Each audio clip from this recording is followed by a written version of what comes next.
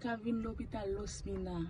Dans l'hôpital là, yo bay accès. Pas seulement l'hôpital Losmina. Dans tout l'hôpital l'État, yo bay accès pour entrer pour venir prendre et ayisyen. Mais ça, c'est dans l'hôpital là, ça. Mais ouais, yo prend dame ça avec toute petite. Et dans l'hôpital là, dans pédiatrie, côté mieux, il y a une qui campe dans l'hôpital là. Il y a une qui est dans la maternité.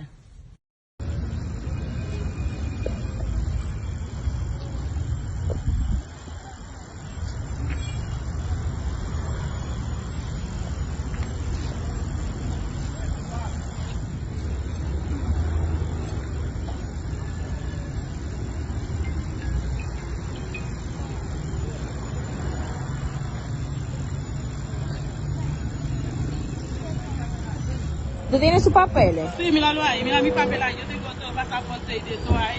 Entonces la están devolviendo porque tiene sus papeles. Porque ella no tiene papel, porque ella está subiendo, ella... ¿Está subiendo gente ahí? Ajá. Sin los papeles. Ella no tiene papel.